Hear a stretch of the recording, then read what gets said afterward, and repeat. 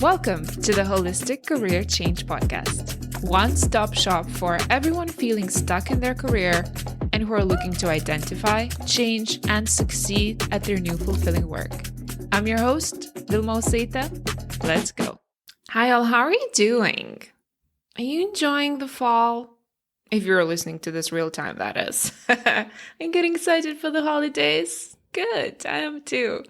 I'm actually really gotten into this whole seasonal decorating lately. Like I'm changing my flowers according to the seasons, and I've even introduced some dried floral bouquets all around my place, and it's just so exquisite and it makes my heart so incredibly happy. And then it's just, I think then it's just the little things, isn't it? It's always the little things that usually make such a difference.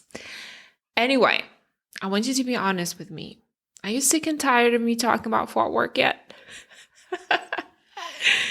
This is a third part of the Fort Work series, the last episode on it. And if you happen just tune into this episode randomly, and this is the first episode you're listening to, make sure you go back and listen to Thoughts About Career Change Part 1 and Part 2 before you get into today's content, because they're all related and they build upon each other. Listen. I am perfectly aware that all of these exercises and reframes that I've been sharing with you in the past few episodes are not necessarily considered the sexiest of work, okay? It is tedious to start with, I'm not gonna lie, but it's just like learning any other skill that is new to us. You know how like that thing that is the best for us and can produce the best long-term effects, like working out and eating healthy, it's also the same thing that seems to be the hardest. I believe the same applies to Fort Work, truly. I mean, it's not a seductive topic, but it, because it doesn't promise you overnight results, or it doesn't say that you can change your life in 3 easy steps in 5 minutes, okay? No, Fort Work requires a bit of commitment, and also it requires your belief that it actually is working. And it requires for you to play with it so you could see for yourself just how powerful it could be. I don't want you to take my word for it. Like truly, once you understand exactly how your thoughts and beliefs have been creating your results, once you start seeing this pattern, it's like you've cracked the code. And like you have unlocked a possibility to become very intentional with your thoughts and creating intentional results you actually want, so that you would never have to doubt ever again. Why is it that my life and my world does not match the model and the vision of the world that I have created for myself, right? Because we often are like, well, I know what I want. I am very aware like what will make me happy, but for some reason it's just not happening. That dissonance can cause a lot of suffering. So here I am offering you an amazing tool to start untangling it all and increasing your awareness, okay? Speaking of awareness, another not very sexy word and concept. However, awareness is that self-knowledge that is understanding your inner world better, shedding the light on your patterns is always, and I mean always, the first step. I did not invent this. You have heard this before in different methods and containers. We start with awareness. And in that sense, the model that I've shared in the previous episode, which is your circumstances create your thoughts, that create your feelings, that then in turn create your actions, that then create your results. That whole causal relationship between the 5 is actually first and foremost a tool of awareness. And may I just add, the best tool of awareness I have ever encountered.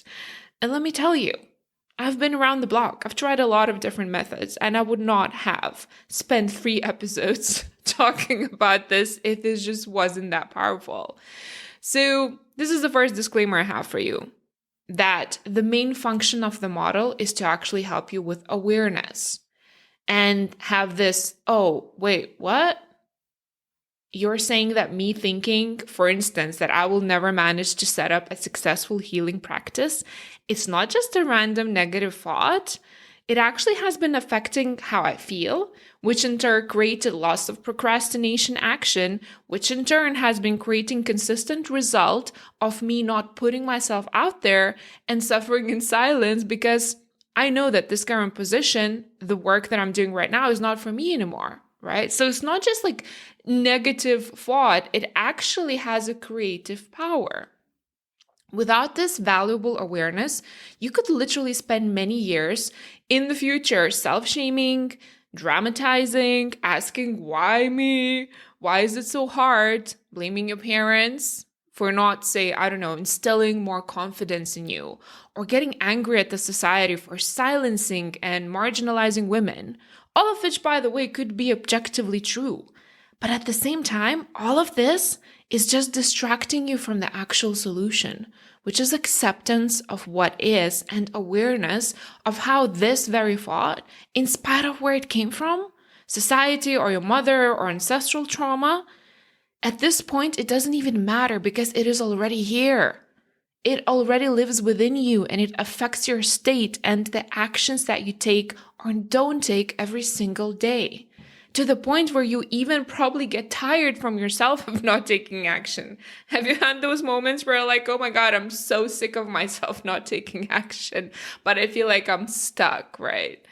And so then you probably would experience this maybe short bursts of anger-led action, right? Where you get upset and angry and be like, that's it, no more, I'm not doing this. But then this thought, if you do not address it, will come back on stage. And then you will have to unwillingly succumb to it because that's how powerful our thoughts are. Especially those thoughts that over time have turned into a belief, right? Beliefs are running our show. So, in order to free yourself from this perpetual sense of stuckness, we start with the cognitive work. Let's see what your thoughts are. Let's do a thought download to see what that inner dialogue looks like, and then run some unintentional models. By the way, this is one of the first things I do with every single client of mine. It's like, listen, I see you right here in front of me. What I don't see yet is what your inner dialogue sounds like. So send me some of it. Do a few thought downloads. Usually I'll ask for something related to career change for me to see what belief systems are we working with here, right? Speaking of unintentional models, I believe I haven't introduced to you that there are two ways how to use a model. You can run unintentional models, and then once you've truly marinated in the awareness and you've connected all the dots of how your thoughts have been affecting your results, we can go towards intentional models. So basically, unintentional models are used to just understand what is going on now and what has been going on in the past and exactly how you've been creating your reality. I can give you actually, I was thinking of an example and then I was went to those faraway memories to look for elaborate examples, but actually I don't have to look far. I can give you a very recent personal example, which happened last week for me. I was basically procrastinating on recording this episode, the very episode that you're listening to right now. And I saw myself procrastinating, right? It was in my action line. My action was procrastinate and then reschedule recording of the episode. I would basically add it to my calendar. That's what I do with my all to-dos. They have a calendar blocker. And then what started happening is I started moving a blocker and rescheduling and pushing it further away to the next day because, well, seemingly more important things would be coming up for me, whether an emergency client session or something, an email that I had to send, right? I would kind of deprioritize the recording of this episode. And by the way, this is very important. Notice this, that's exactly how, something that you need to do and then avoid doing it will often manifest itself. It will really be a super clear thought, I don't want to do it and I'm not going to do it. No. What it will usually manifest is our mind being super powerful in finding super rational reasons why we shouldn't do something right now, right? You shouldn't record now because you need to, review that client journal that you just received, which is not true, right? Or giving you really legit reasons, seemingly legit reasons why you should abandon the plans that you had for yourself. And as we touched upon many, many times, we know exactly why it happens as well, because the brain just wants to be lazy. It wants you to do as little as possible because if you're not doing much, that means that it can relax a little bit and doesn't have to be alert. It doesn't want to spend energy, and it wants to seek for pleasure, right? And it wants to avoid pain. These are the motivational triad. Always, always, always goes back to that default. So when I caught myself, right, when I was onto myself and I saw that I moved the blocker twice, that is rescheduled the recording of this episode twice, I was like, oh, hold on. Stop the horses. What is going on? Let me check in, right? So I sat down and I did a thought download on recording this episode, which is basically just did a free flow of thoughts without filtering them, adjusting them of what I'm actually thinking in terms of recording this podcast. Because clearly I was having thoughts about it because my action line showed me. I cannot hide from it. I cannot lie to myself when my action line is showing me that something is going on in my T line, in my thoughts, right? So just like I've asked you to do a thought download in the previous episode about career change and yourself, I am in the same lane. Like I'm literally doing this work every single day. And that's how I know how powerful it is, because I've seen the results that it has been creating in my life. So let me just tell you, I'm in the trenches with you, okay?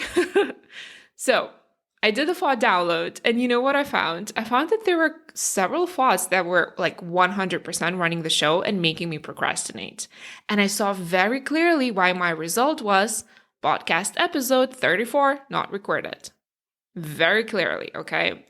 So one thought was, it's hard to structure this content about thought work in a way that would be clear and wouldn't sound preachy or teachy. And I hate sounding preachy and teachy, right? So that was one thought that I had, like, oh, it's hard, see? So one of my thoughts was, it's hard. Whenever we think that something is hard or ambiguous, we will always procrastinate because the brain doesn't want to go there, right?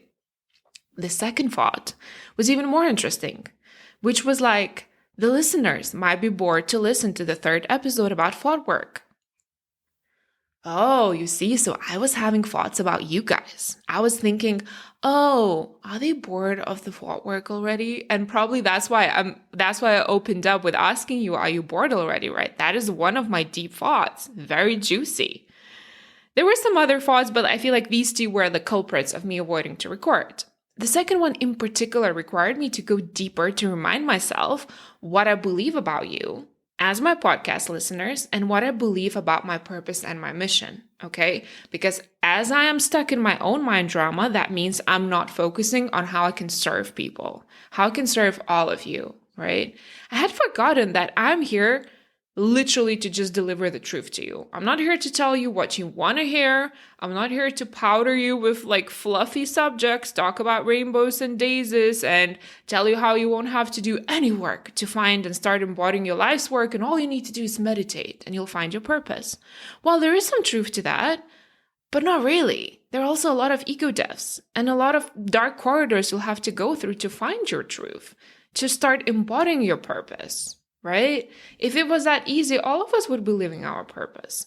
So that would be a lie. And, while I totally want to empower you and inspire you, I'm also here to be real and share with you tools that actually work, tools that I have tried on myself, right? And these tools, like the model, can change the course of your life. I have no doubt in my mind if you applied it. Unfortunately, you cannot outsource this work. It's just like you can't outsource doing push-ups to someone else and then expect your arms to gain like muscle tone. Like I wish that was true, right? So I'm just here to remind you of that, not to sugarcoat it. My job is to empower and contribute to the world where more and more people are leading purposeful and meaningful lives that make sense to them, even if it makes little sense to anyone else. I'm here to help you do that, right? So when I reminded myself of this, I then could calm down, settle in this thought, ground myself, and just sit down to record it. So what I did, as you see with this example, I first ran unintentional models, really sat with them. And then when I felt like I truly understood what was happening and how these thoughts were creating my inaction or procrastination, I then moved to an intentional model. So an intentional model is that alternative thought that is supportive, that is available for us to believe now, and focusing on thinking that supportive thoughts or supportive thoughts about a subject, installing those thoughts can in turn change our state, then affect the action line, and then we will be inspired to take lots of action and finally create the result that we want, right? So to run with the example that I've shared, I chose to run a few intentional models on thoughts like, my job is to empower and to contribute to the world where more and more people are leading purposeful, meaningful lives that make sense to them, right? That's the thought that really speaks to me, okay? That is very closely linked to my purpose and my mission and what I'm here to do. That makes me feel in turn when I think that thought, when I read that thought, it literally ignites the energy, right? If I'm feeling low, I read that thought several times and I'm like, oh, wait, yeah, I remember now. That thought makes me feel alive. It makes me feel alight, like I have light inside. I then move into the energy of creation and integrity. And I know the model works, so I'm here to share exactly how you can use it, right? And since you're listening to this episode now, me shifting my focus on supportive thoughts clearly worked. Because it changed the result into that podcast episode being recorded and published, right? So here's an example how you could literally practically apply the model work or the thought work. Now, this is just a very sort of small example of a very tiny task that I was dealing with where I was feeling that inner resistance to getting the work done, right? It's just a small example. How thoughts actually affect us. But the same approach and the same method is applicable even to your biggest, most challenging life issues or problems that you might have actually felt super discouraged thinking about, right? Same work, same principles apply to anything. Yes, even including your career change. That's why we're talking about this podcast. Now, a few words of caution regarding the supportive thoughts and intentional models and how not to use this model against yourself, right? I've been using the model for years myself. I introduced my clients to them, asked them to use and learn how to use the model themselves because like I said, that could literally change the course of people's lives. However, something that I see happening a lot, that's why I want to warn you, is when people find the power of the model and they get so excited, what they want to start doing is rushing through the intentional model, that is just truly getting to the bottom of understanding why this aspect of their life or why this situation or goal has not been achieved. They kind of just skim through that and they run towards an intentional model that is, okay, let me just quickly clean up and just focus on what I need to think now, instead of changing it, right? I just want to change it, clean up my thoughts and think it good thoughts, good feeling thoughts right away. I don't care what has been happening in the past. Let me just skip, right? And it's perfectly understandable why. Again, we do not like hanging in places that may be confronting or unpleasant for us. I can see why we want to avoid that. Because seeing your inner content on paper is more than likely to actually make you want to turn your head away and be like, I'm not really sure I want to read this. This is kind of really harsh. A lot of people get sad when they read the actual thoughts that they've been carrying in their heads without registering that they're running the show. And my polite request here, do not rush through this process. Stay with those thought downloads, stay with running the unintentional models to really, really understand, integrate, install, and process just what has been happening. That awareness will give you the most healing. Not you rushing to find thoughts that feel better. That's not where the healing is. Yes, you will see effects of it, but to truly get the most of the model, you need to marinate in what's been going on for some time now, right? And this is the exact thing that you'll be avoiding to do. If we don't spend enough time staying with what is, understanding it, accepting it, finding new supportive thoughts and running new intentional models might help a little. but it might not fully mitigate the old thought patterns that we've been carrying within us. So it will be a bit like the visual that I would be having. It would be a bit like, imagine having a boat with 6 rowers inside, and now imagine 3 of them will be rowing to one direction, say down the stream, and then the rest of the 3 ones would be rowing to the opposite direction against the stream. So if you assume that all of them have like similar strength, right? What do you think will happen? They will either be standing still, right? Because, they will just compensating for each other. They will be compensating for each other, or they'll just be spinning around in one place. Not very productive.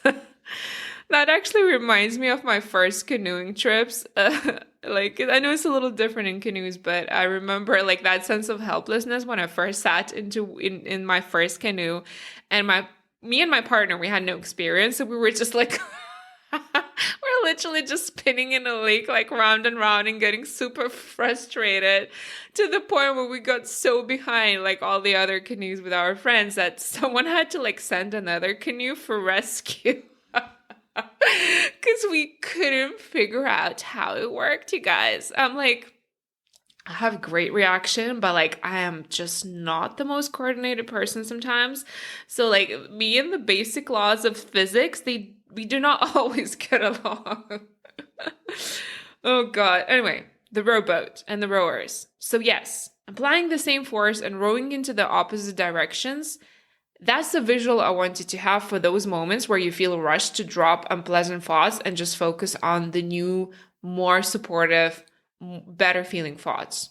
Here's the magic, okay? And the reason why I'm trying to like really emphasize this, a lot of the times just spending enough time with unintentional thoughts and thought downloads and models on them is actually enough to completely change your behavior and completely change your responses. Because that awareness can be like a lightning bolt to your understanding, to the point where you don't need to talk yourself into new ways of being anymore. You literally just see it so clearly from all the angles because you spend enough time in it, you sit with it and be like, okay, I'm just kind of done with this pattern. And that then can create space for you to choose differently the next time you are faced with a choice or a decision in regards to this topic or whatever pattern that you've been dealing with. The model should not be used against yourself. That is, don't use it to forego feeling. That happens a lot. That's hugely important.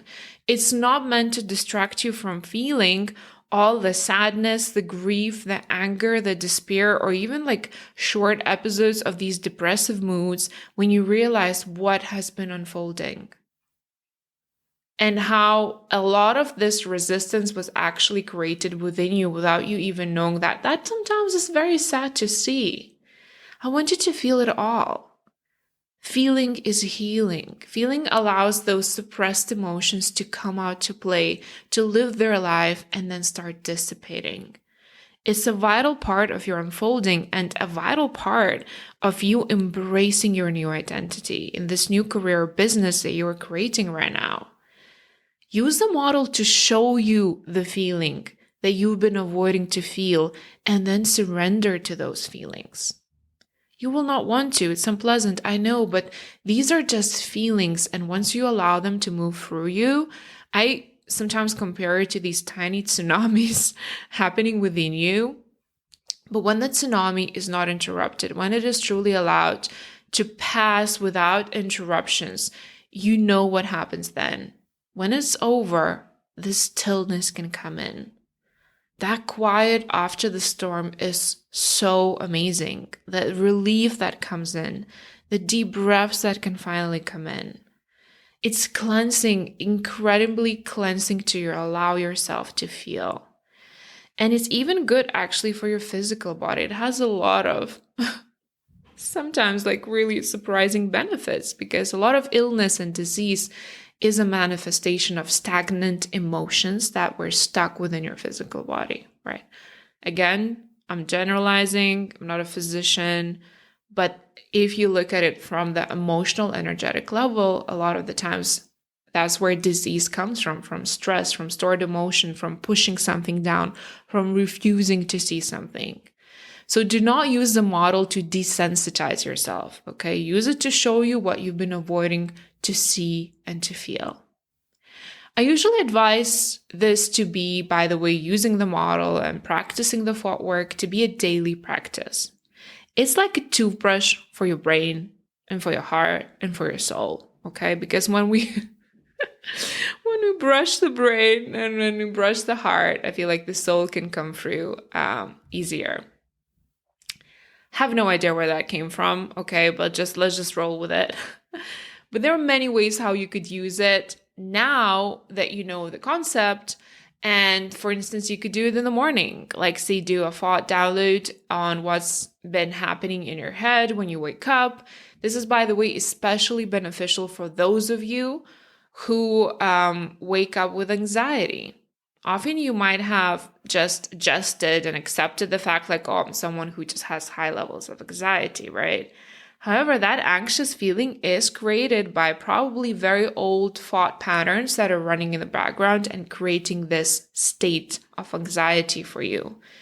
Do thought downloads, commit to doing it like at least for a week and see what's actually been creating this feeling.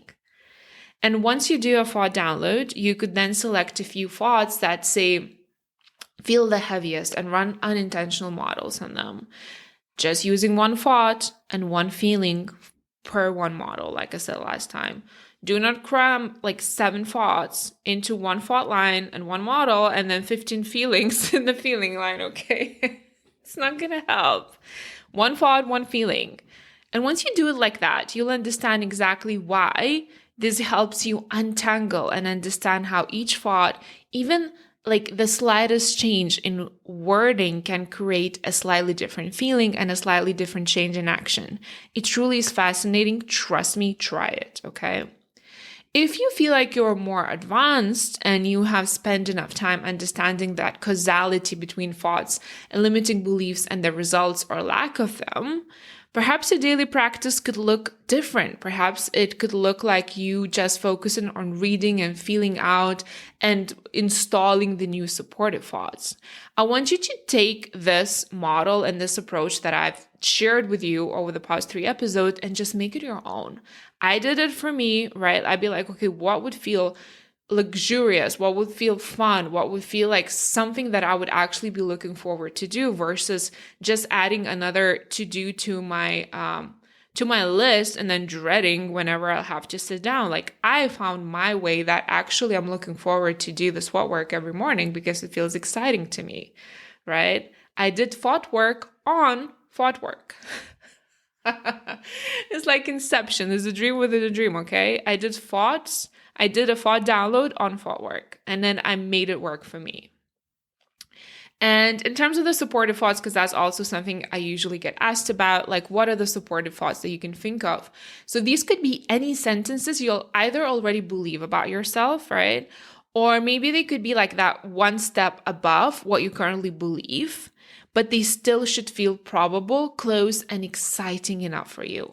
For example, okay, you currently might not believe that you can earn the same money or more in your new career that you're creating, right? Say, for instance, you're in a position that pays very well, there are nice benefits, and you just could not imagine you having another job or another career that could match that, okay? That's your current belief level.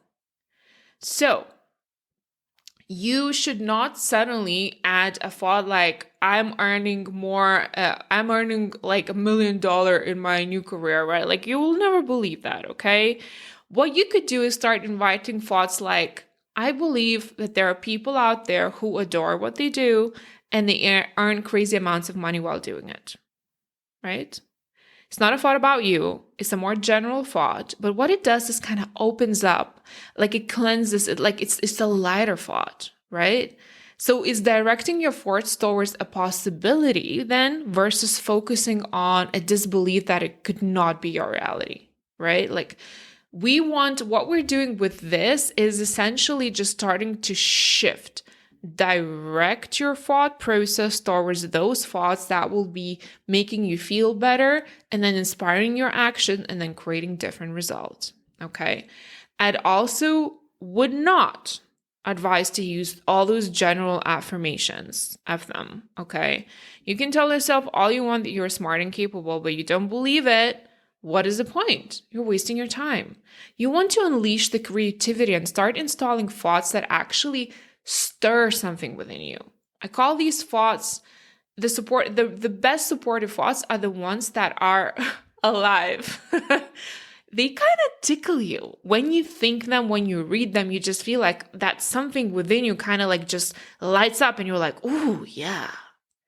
Okay. And these are usually super specific to you and your situation. So whatever it is, just feel out what are the thoughts that kind of stick to you, or you're like, oh yeah, I either believe about myself now, or this is something I wish I could believe, and it really has a lot of energy behind it to the point that I would be adding that to my supportive thought list and perhaps reading it, every morning with my morning coffee, or reading it before I go to bed, whatever it is your practice that, feels the best for you. So remember how in the last episode, I've asked you to do a thought download on yourself and career change? So if you actually done that and you've spent some time sitting with this, running like literally a model per thought and really seeing very clearly how these thoughts have been affecting you, I would like you to now shift perspective and ask yourself what supportive thoughts you could think now instead of these old thoughts that clearly are not serving you. Otherwise, you probably would not be listening to my voice right now and you would be enjoying your new career. So look for thoughts that are available for you and run a few intentional thoughts, intentional models, right? To see how those different thoughts could be creating so much more space and inspiration for you to start taking the intentional action. The point of this whole work is to help you start cultivating strong, radical, unconditional belief in yourself and what's available for you. Okay, that is that unshakable belief. Just like, for instance, some of you have those unshakable beliefs that you report as news that you are not worthy, or that the one that I shared in the part 1 of the episodes where like creative business is not serious, or art is not serious business, right? That was reported as news in my client's head, right? That was an unshakable belief. So in the same way that you have created those unsupportive beliefs, in the same way you can create supportive beliefs that could actually be beneficial for you and what you're trying to create in the world, right? Say, for instance, one of my favorite practices is not only to do the thought work and the belief work on myself, but also on my clients. Without even knowing them, what I often do is I cultivate, it's a practice for me, I cultivate a belief in what's available for them. Okay. I do not do it specifically as in like, oh, I feel like they should do this or they should be that. But what I do is I focus on their wholeness. I focus on their light. I focus on how capable they are, how resourceful they are. I focus on accepting them. To me, they're like God in a flesh suit. When I look at this like that, when I focus on their light, there is nothing they can bring to the session that would throw me off that. It's my job to cultivate the unshakable belief in how worthy they are, right? And then like anything that they ask me, any struggles that they have, then I can literally go into this neutral, supportive state to help them problem solve it. But I never believe that that is an obstacle, even if they believe it 100%. I hold the strong belief in what's available for you, for them. And for you, right? If you were my client, I would do that for you. This is something that no one has taught me to do. This is something I choose to do so that whatever happens in the sessions would be sacred, right? Like, that alone, even without doing any other work, is already healing. To have someone who believes in you so much, and I choose to do that, and I cultivate that belief, and I hold it for them until they can hold it for themselves. There's no rush. I can do it as long as it takes. That's my practice. That's what I choose to do. And that feels good to me, right? Because I've done thought work around this topic. So there you have it. That's the part 3 on the series of thought work. Please let me know if you have any questions. The best way to reach me is to find me on Instagram. You can find the handle in the show notes and just DM me there. I always love hearing from you. If you follow up questions, if you're stuck somewhere, just let me know. I always take some time to respond to you guys, and I love connecting with you. Okay. My beautiful thought workers, wishing you an amazing time ahead, and I'll speak to you soon. Thank you for spending time with me today. If you'd like to take this work further, make sure you head over to the show notes and click on the scheduling link to book your consultation call. Can't wait to meet you.